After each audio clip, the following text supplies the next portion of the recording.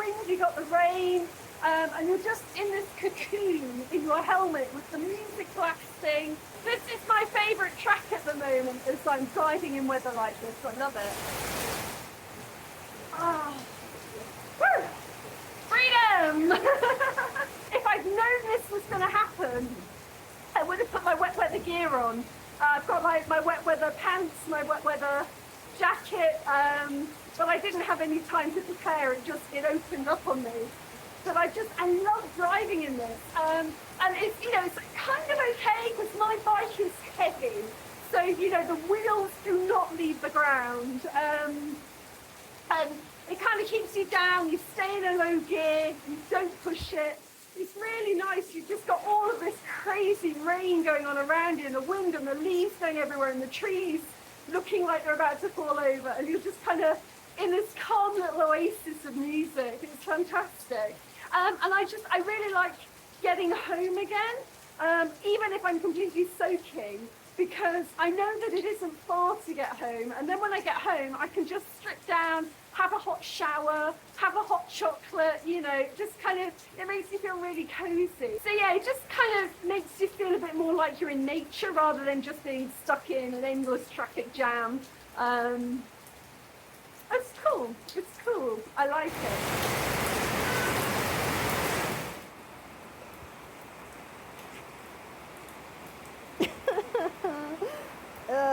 Man. Oh my goodness. These buckets were empty before the rainstorm. That was a lot of rain. Very short amount of time. I'm all snuggled up. This is my mum's cardigan. And I've got my hot chocolate with a whole sea of squirty cream. Mmm. Haha, cozy. I think my Danish friend calls it hygge. So yeah, I'm full of hygge at the moment. It's a really cold, chilly night. So I've made vegetable soup. It's red from beetroot. But vegetables, lots of root vegetables, bit of butter in there on top, melting.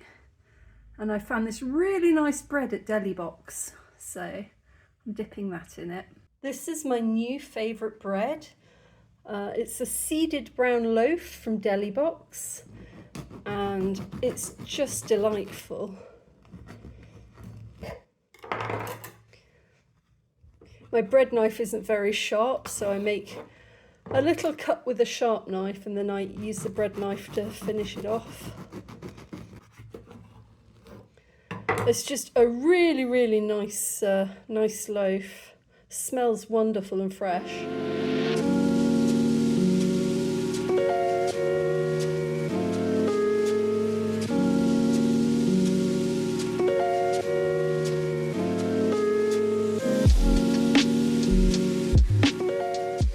This is my new favourite sandwich in the whole of Kigali.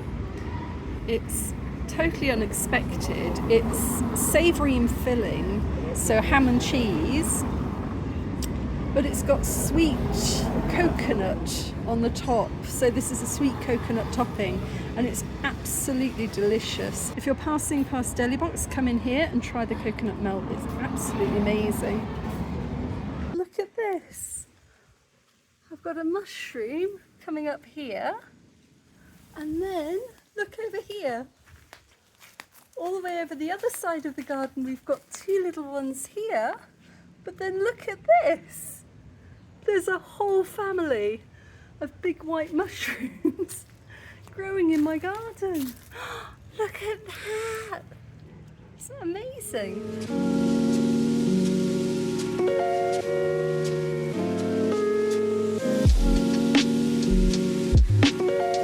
Howl is investigating. What do you think it is, boyo? I've just come to pick up some towels that I was drying in the sun, and we've got lots of baby praying mantises. Look at this. Isn't that the most adorable thing you've ever seen? There's an even smaller one over here. I think it might be a different species. But every year We get a little, I don't know what you call it, like hatchlings. We get a little batch of baby praying mantises. Yeah, this one's green and the other one's kind of grey.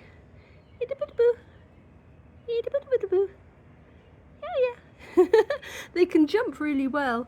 I just need to get them off the towel before I take it in. I'm just helping to pick them up a little. Come on. Come on, off you go. That's it, come on. Leap for freedom. There we go. Look on this one, we've got 1, 2, 3, 4, 5. And again, they're a mixture of, oh, there's a 6th one over here. Look, it's hunting.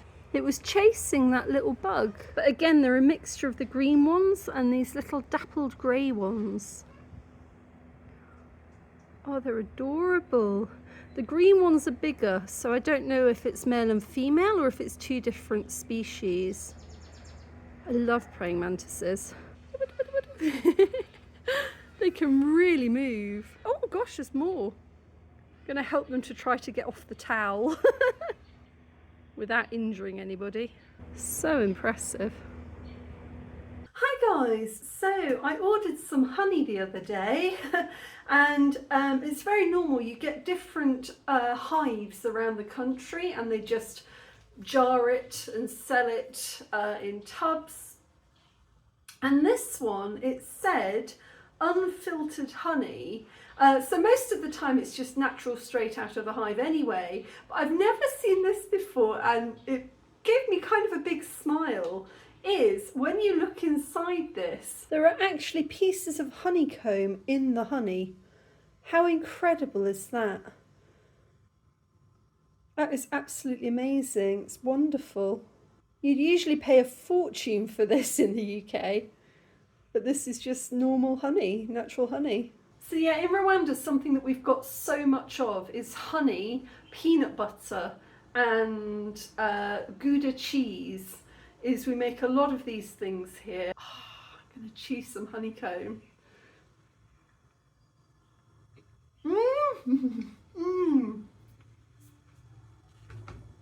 That is wonderful. You just chew it and you suck the honey out. And then you spit out the wax, because the honeycomb is made out of the wax from the bees. That was wonderful. I've never bought honey with that in it before, but that's absolutely fantastic. It says it comes from Nyumgwe, which is the rainforest in Rwanda. So yeah, I'm really impressed by this. It's fantastic.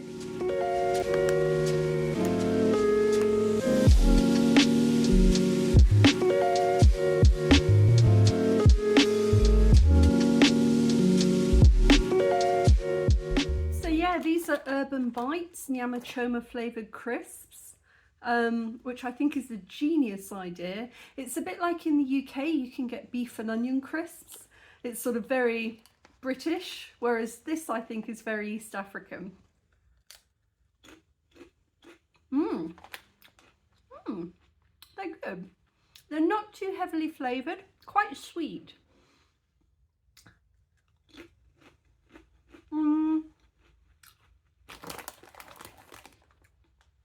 Yeah, very slight beefy undertone, very, very slight, and then a little bit sweet. Could do with a little bit more flavour, I think, but they're good. So my favourite sandwich at the moment is to take a slice of that bread, put a bit of margarine on it, then a layer of Golden Valley raspberry jam, which is only 4,000 from Patel's. But I think I probably got the last one the other day. It's a really good price for the type of jam. And then I'm going with some goat's cheese today. I have been using the Brie from La Fromagerie, which is a Rwandan cheese making company. And their Brie is really good. It's very, very smelly, but it's very, very tasty. But I've eaten all of that. So today we're going to try the goat's cheese. Yeah, the brie is quite amazing. If you can get hold of that, that's quite fantastic. So you don't get very large amounts of cheese, but it's very nice. And then I've been on an absolute pickling frenzy recently. These are sweet courgette and onion pickles. I've put some red pepper in there as well. These ones here, if I can show you a bit better, these are daikon with thyme, garlic and chilli. And then these ones are a mystery pickle, which I'll explain in a moment. This jar has sealed so tightly that I can't open it. If you ever get a jar that you can't open because it's so tightly sealed, turn it upside down, take a sharp knife and just pop the knife in, and you should hear it pop, or at least it should, there we go, open it up just a little bit. It's just because the air vacuum's too tight. So by shoving a sharp knife in there, you just break that air vacuum and then the lid will come off. So these pickles are my friend Jocelyn's recipe and I am addicted to them. They're just absolutely outstanding. These ones are my own recipe. They're daikon, which is Chinese radish, and these ones are more savoury. There's a lot less sugar in these, but there's garlic, chilli and thyme.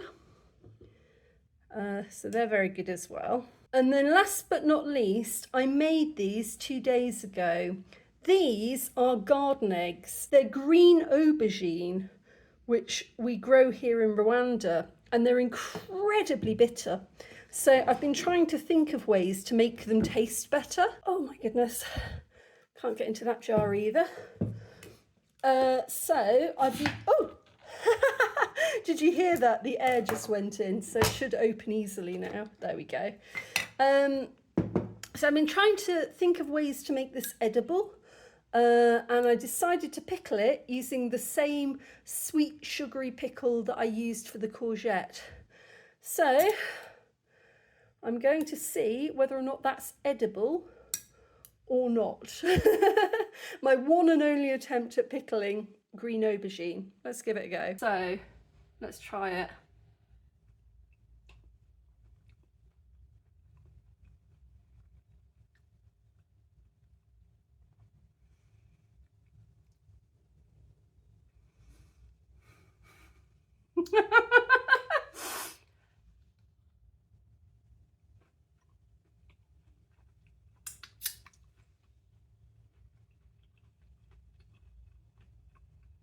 Well, blow me.